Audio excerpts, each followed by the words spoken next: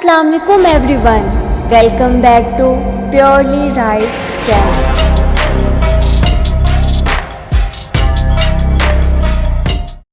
एक छोटे से गांव में एक मेहनती दुकान वाला रहता था जिसका नाम अनवर था।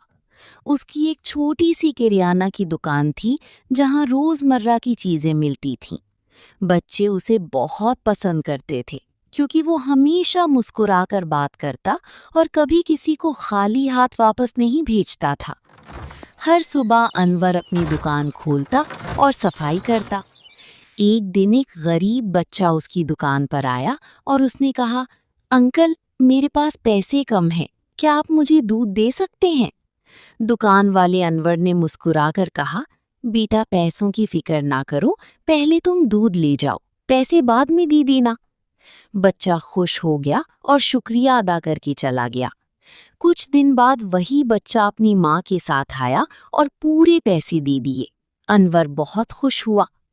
गांव के लोग अनवर की ईमानदारी और रहमदिली की तारीफ करते थे।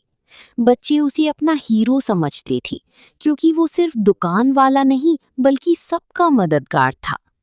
आखिर में सबने सीखा कि सच्ची दोस्ती और ईमानदारी से ही इंसान बड़ा बनता है, ना कि सिर्फ पैसों से।